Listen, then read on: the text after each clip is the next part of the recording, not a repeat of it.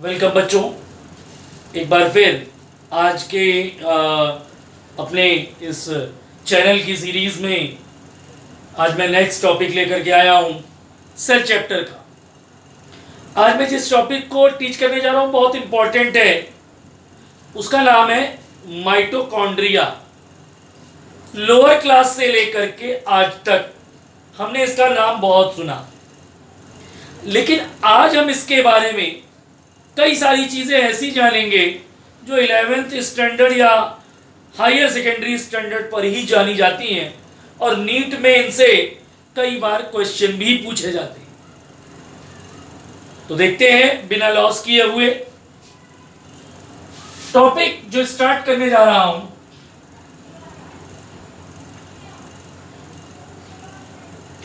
Mitochondria.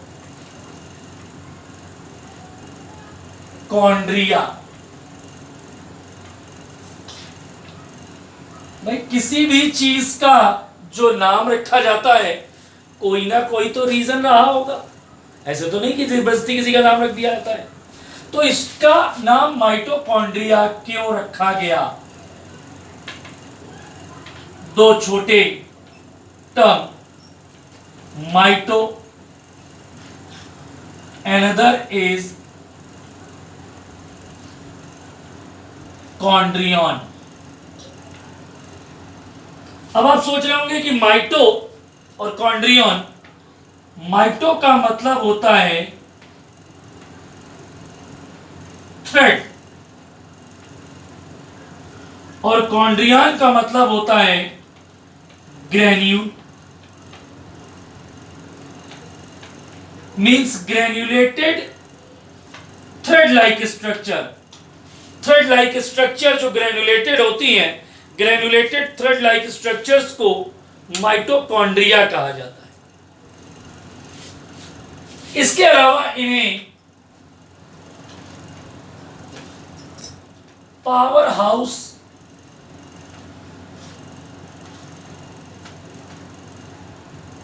Of cell के नाम से भी जाना जाता है। अब आप सोच रहे होंगे इसे power house of the cell क्यों कहा जाता है? तो power house of the cell इसलिए कहा जाता है कि इसमें एटीपी का सिंथेसिस होता है। फिर क्वेश्चन अराइज हुआ कि भाई एटीपी के सिंथेसिस होने से इसके पावर हाउस को बोलने का क्या मतलब बनता है? एक्चुअली एटीपी का पूरा नाम तो आपको मालूम होगा, एडिनोसिन ट्राइफॉस्फेट। इसे करेंसी ऑफ सेल के नाम से भी जाना जाता है। करेंसी ऑफ सेल का मतलब क्या हुआ?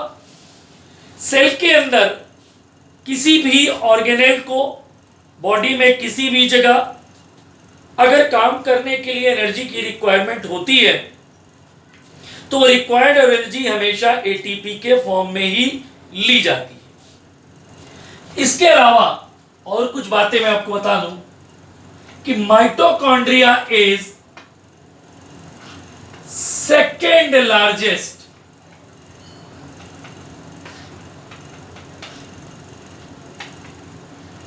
ऑर्गेनेल।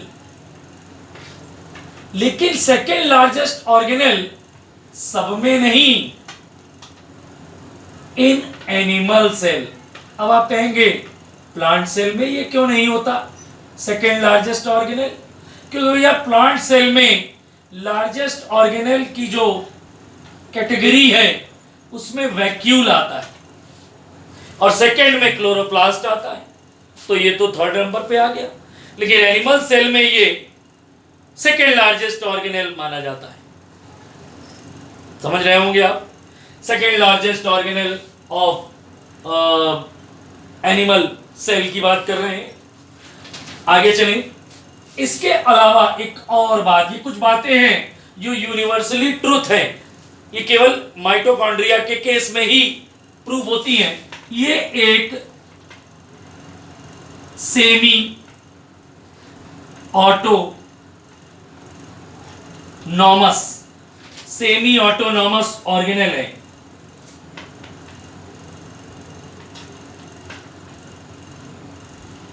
सेमी ऑटोनॉमस ऑर्गेनल क्यों कहा गया? भाई दो ऑर्गेनल हैं जिन्हें सेमी ऑटोनॉमस ऑर्गेनल, स्वनियंत्रित, अर्धनियंत्रित जिसे कह सकते हैं, कोशिकांग कहा जाता है, क्योंकि उनमें सेल्फ रेप्लिकेशन का पावर प्रेजेंट होता है। माइटोकॉन्ड्रिया और प्लास्टिड्स, बेसिकली क्लोरोप्लास्ट, ये दोनों सेमी ऑटोनॉमस ऑर्गेनल की कैटेगरी में आते हैं। इतना जानने के बाद अब क्वेश्चन अराइज होता है कि भाई इनका जो साइज होता है, सबसे पहली बात शेप कैसा हो। बहुत कुछ हमने इसके बारे में जान लिया कि भाई माइटोकॉन्ड्रिया है क्या, power house of the cell इसका निकनेम हो गया, क्यों हो गया, वगैरह वगैरह। सॉसेज आपने देखा, तश्तरी के जैसी सॉसेज शेप की होती है। ये कैसे शेप का होता है? सॉसेज शेप, और सॉसेज शेप के अलावा आप इसे डिस्क शेप भी कह सकते हैं। डिस्क शेप ऑर्गेनल है। अब इसकी कुछ ना कुछ लेंथ और विड्थ होगी, चौड़ाई होगी, साइज होगा इसका कुछ ना कुछ। इसका जो डायमीटर होता है, चौड़ाई जिसे कहते हैं, वो 0.2 म्यू एम से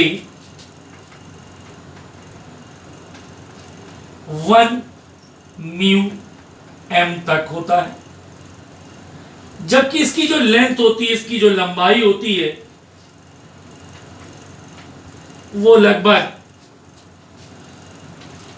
1 से 4 म्यू एम तक हो। साइज का वेरिएशन रहता है। इतनी बात समझ में आई कि नहीं आई? तो साइज हो गया। अब बात करते हैं कि भाई ये कहां कैसे देखा गया। सबसे पहले इसे फर्स्ट सीन बाय, पहली बार देखने का जो क्रेडिट है, फर्स्ट सीन बाय कोलिकर। इसे पहले देखा था कोलिकर ने, और कोलिकर ने इसे देखा था इंसेक्ट मसल्स। सबसे पहले इसे कोलिकर ने देखा था इंसेक्ट मसल्स में, जबकि एल्टमैन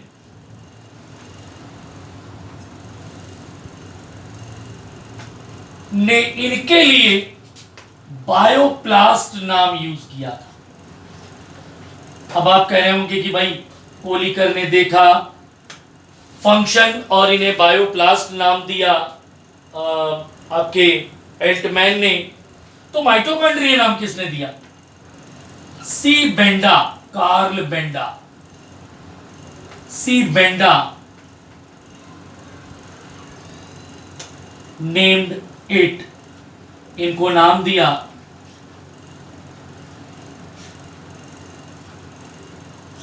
सी बेंडा ने इन्हें नाम दिया mitochondria. Mitochondria term given by the C Benda. एक और बात जो अक्सर कई बार देखने को मिलती है, कई बार बहुत कम देखने को मिलती है, जैसे कहा जाए कि कई स्टडी मटेरियल जब आप देखेंगे तो कुछ स्टडी मटेरियल मिलती है। एक साइंटिस्ट आए थे जिनका नाम था माइकेलिस।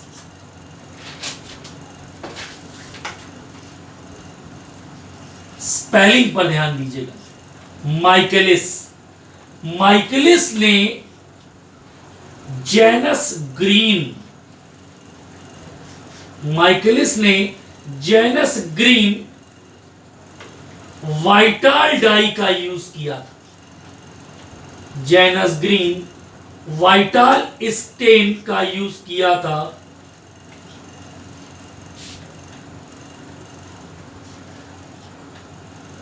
फॉर स्टेनिंग, इसको देखने के लिए। जेनस ग्रीन, क्वेश्चन कई बार आता है mitochondria visualized by which type of dye, यानी माइटोकॉन्ड्रिया को देखने के लिए किस टाइप की वाइटाल डाई का यूज किया जाता है? तो इसका आंसर होगा जेनस ग्रीन। क्लियर? अब आगे चल रहे हैं इसके आगे। अब बात करते हैं कि ये कहां पाया जाता है। हम इसके ऑक्यूरेंस की बात करने जा रहे हैं, किस जगह पर ये प्रेजेंट है। तो आपको मालूम होना चाहिए कि आरबीसी, वो भी मैच्योर, और ह्यूमन की बॉडी में बात हो रही है, इसके अलावा प्रोकैरियोटिक सेल,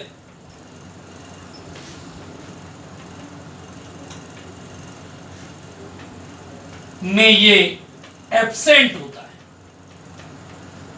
फिर क्वेश्चन उठा कि भाई अगर प्रोकैरियोटिक सेल के पास माइटोकॉन्ड्रिया नहीं था तो वो अपना एनर्जी लाते कहां से थे? जब मैंने आपको बैक्टीरियल सेल बताई थी तो उसमें इन्वेजिनेटेड एक स्ट्रक्चर बनाई थी जिसका नाम था मीसोसोम। ये मीसोसोम से लाते। अब इतना देखने के बाद अब आपके अंदर मन करता है भाई कैसा स्ट्रक्चर होता है, तो इसका स्ट्रक्चर दिखाते हैं। कैसा होता है इसका स्ट्रक्चर?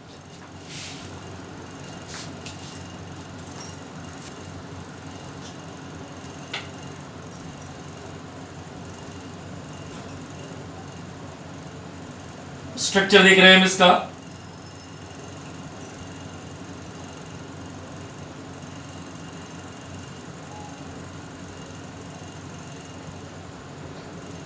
ग्रेनुलेटेड स्ट्रक्चर,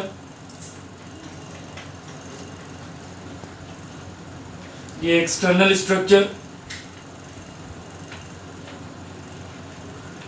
बायोलॉजी में डायग्राम का बहुत रोल होता है इंपॉर्टेंट, तो डायग्राम से ही पूरा विजुअलाइजेशन हो जाता है। अब मैं आपको इसकी अल्ट्रा स्ट्रक्चर दिखा। अल्ट्रा स्ट्रक्चर देखें,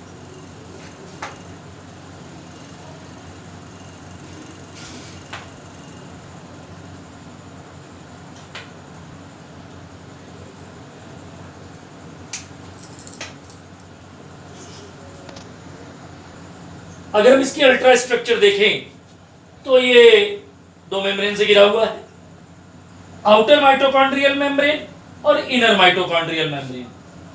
दोनों मेम्ब्रेन से घिरे हुए बीच के स्पेस को माइटोकॉन्ड्रियल मैट्रिक्स कहते हैं, मतलब सॉरी माइटोकॉन्ड्रियल चेंबर कहते हैं। और इस माइटोकॉन्ड्रियल चैम्बर में जो फिल्ड फ्लूइड होता है उसे माइटोकॉन्ड्रियल मैट्रिक्स कहते हैं। इस माइटोकॉन्ड्रियल मैट्रिक्स में आपको कॉइल्ड डीएनए दिखाई देगा। एक बात, पूरी सेल में जितना डीएनए होता है उसका 1% डीएनए, 1% ऑफ टोटल सेल, पूरी सेल का 1% डीएनए माइटोकॉन्ड्रिया के अंदर होता है। दूसरी बड़ी बात, माइटोकॉन्ड्रिया का जो डीएनए होता है उसमें ग्वानिन और साइटोसिन जीसी कंटेंट ज्यादा होता है। याद रखिएगा, जीसी कंटेंट प्रोकैरियोटिक सेल के डीएनए में ज्यादा होता है, इसीलिए माइटोकॉन्ड्रिया और प्लास्टिड्स को बैक्टीरियल सिम्बायोन्ट्स माना गया। इसके बाद आउटर माइटोकॉन्ड्रियल मेम्ब्रेन का अगर नेचर चेक करें तो यह परमिएबल होती है। इनर माइटोकॉन्ड्रियल मेम्ब्रेन का अगर हम नेचर चेक करें तो सेमी परमिएबल होती है। क्यों? आउटर माइटोकॉन्ड्रियल मेम्ब्रेन जो होती है उसमें कोलेस्टेरॉल और फॉस्फोलिपिड मॉलिक्यूल्स अंदर वाले के कंपैरिजन में कहीं ज्यादा होते हैं। दोनों माइटोकॉन्ड्रियल मेम्ब्रेन्स के बीच के स्पेस को पेरी माइटोकॉन्ड्रियल मेम्ब्रेन या इंटर मेम्ब्रेनस स्पेस के नाम से भी जाना जाता है। दोनों माइटोकॉन्ड्रियल मेम्ब्रेन, चाहे वो आउटर हो या इनर, दोनों माइटोकॉन्ड्रियल मेम्ब्रेन की जो थिकनिंग होती है वो लगभग 60 से 75 एंगस्ट्रॉम तक होती है। लगभग इतनी मोटाई की थिकनिंग होती है। मैट्रिक्स में आपको 70S टाइप का राइबोसोम, आरएनए और डीएनए देखने को मिलेगा। अंदर वाली जो मेम्ब्रेन थी, इनर माइटोकॉन्ड्रियल मेम्ब्रेन, वो माइटोकॉन्ड्रियल चेंबर में एम्बेडेड होकर के फिंगर लाइक प्रोजेक्शंस बनाती है और इन फिंगर लाइक प्रोजेक्शंस को क्रिस्टी कहते हैं। ये क्रिस्टी वर्ड यूज्ड बाय या cristae term given by Palade,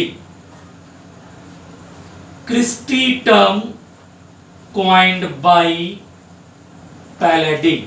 cristae term देने का जो क्रेडिट है वो पैलाडे को जाता है। ये आउटर स्ट्रक्चर थी, सॉसेज शेप, डिस्क शेप, ये इसकी अल्ट्रा स्ट्रक्चर थी। अब मैं आपको एक क्रिस्टी बाहर निकाल कर दिखाता हूं।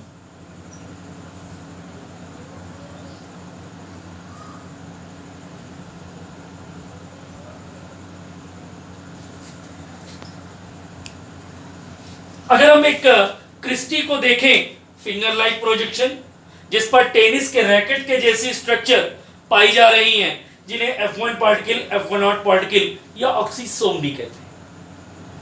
दो ऑक्सीसोम्स के बीच में यूजुअली जो दूरी होती है 110 एंगस्ट्रॉम के आसपास होती है। हम एक F1 पार्टिकल को अगर हम बड़ा करके देखें, मैं आपको दिखाता हूं बड़ा करके से।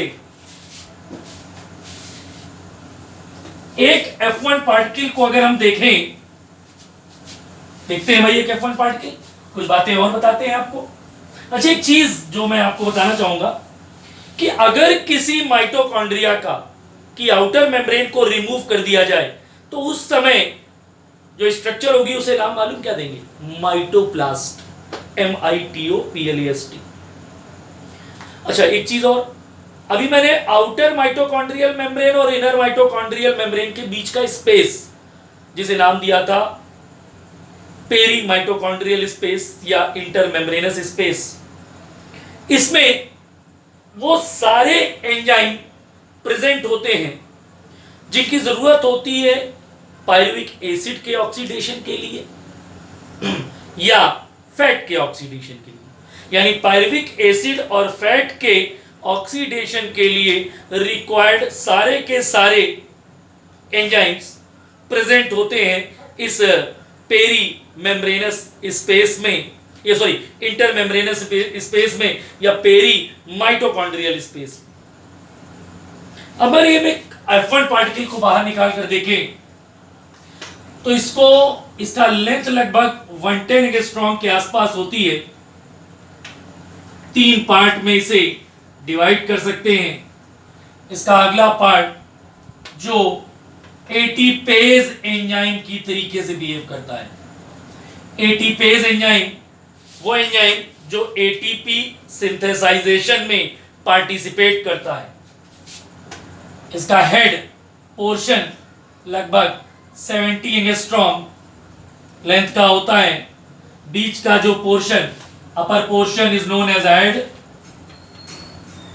between portion known as a stalk and lower base portion।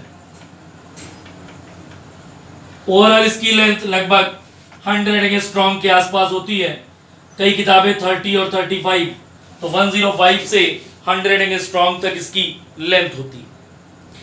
इसके अलावा एक और बात मैं बताना चाहूंगा कि F1 पार्टिकल जो है इसे फर्नांडेज और मोरान ने डिस्कवर्ड किया था, इसलिए इसे F1 पार्टिकल या ऑक्सीसोम कहा जाता है। एक जो बात है कि जो इनर मेम्ब्रेन होती है इसमें एक सक्सीनेट डिहाइड्रोजिनेज एंजाइम डिटेक्ट होता है जो इसी ऑर्गेनल माइटोकॉन्ड्रिया में ही देखने को मिलता है। तो माइटोकॉन्ड्रिया की इनर मेम्ब्रेन पर प्रेजेंट सक्सीनेट डिहाइड्रोजिनेज एंजाइम को कैरेक्टरिस्टिक एंजाइम या मार्कर एंजाइम ऑफ माइटोकॉन्ड्रिया भी कहा जाता है। इसकी उपस्थिति के बेस पर आप किसी भी ऑर्गेनेल, जिस ऑर्गेनेल में इनर मेम्ब्रेन पर सक्सीनेट डिहाइड्रोजिनेज मिले, समझ लीजिए वो ऑर्गेनेल माइटोकॉन्ड्रिया है। अब जरा देखते हैं भाई कैसे, भाई जो मैट्रिक्स है तो उसकी बात मैं कर रहा हूं। मैंने आपको मैट्रिक्स में केवल बताया कि भाई मैट्रिक्स के पास, मैट्रिक्स में आरएनए है, डीएनए है और 70S राइबोसोम है। इसके अलावा डीएनए रेप्लिकेशन में पार्टिसिपेट करने वाला डीएनए पॉलीमरेज, आरएनए रेप्लिकेशन यानी आरएनए में रेप्लिकेशन नहीं, आरएनए सिंथेसाइजेशन में पार्टिसिपेट करने वाला आरएनए सिंथेटेज, यानी आरएनए पॉलीमरेज, डीएनए पॉलीमरेज जैसे एंजाइम भी मैट्रिक्स में रिपोर्ट होते हैं, देखने को मिलते। तो आपने भी ये माइटोकॉन्ड्रिया की स्ट्रक्चर पढ़ ली। अब क्वेश्चन उठता है कि माइटोकॉन्ड्रिया काम क्या करता है। पहला काम तो आप समझी गए कि एटीपी सिंथेसिस में पार्टिसिपेट करता है। एटीपी सिंथेसिस में पार्टिसिपेट करता है और एटीपी सिंथेसिस का मतलब सेलुलर रेस्पिरेशन में पार्टिसिपेट करता है। दूसरा वर्ग जो यॉक होता है अंडे के अंदर, उसके सिंथेसाइजेशन में पार्टिसिपेट करता है और यॉक के सिंथेसाइजेशन को विटेलोजिनेसिस कहते हैं। यानी इट इज नॉट ओनली विटेलोजिनेसिस, यानी पहली बात वो किस में पार्टिसिपेट कर रहा था, सेल्यूलर रेस्पिरेशन में। दूसरा वर्ग किस में पार्टिसिपेट कर रहा था,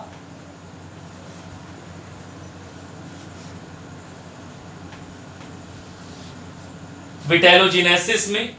तीसरा काम, फॉर्म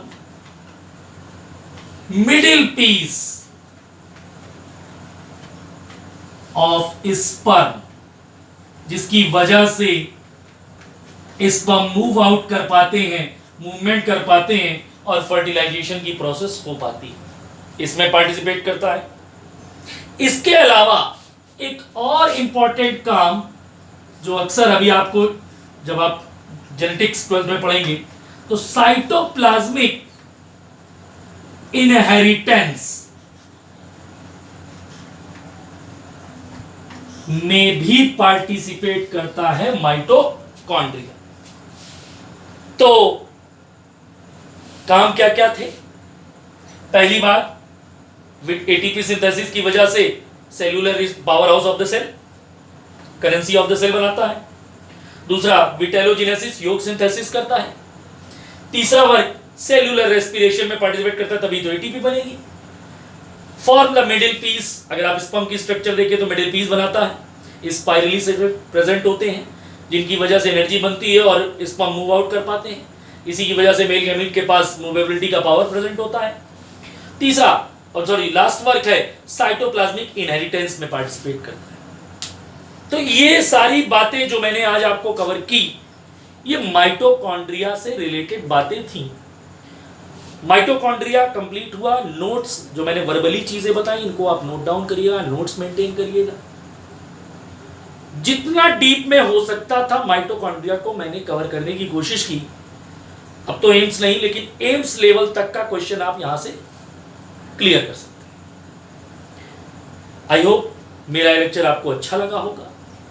अगर अच्छा लगा हो तो चैनल को, बेल आइकॉन को प्रेस करके सब्सक्राइब जरूर करिएगा, ताकि जो लेक्चर अपलोड होते हैं उनका नोटिफिकेशन आपको मिलता रहे। Stay safe, stay home, good bye.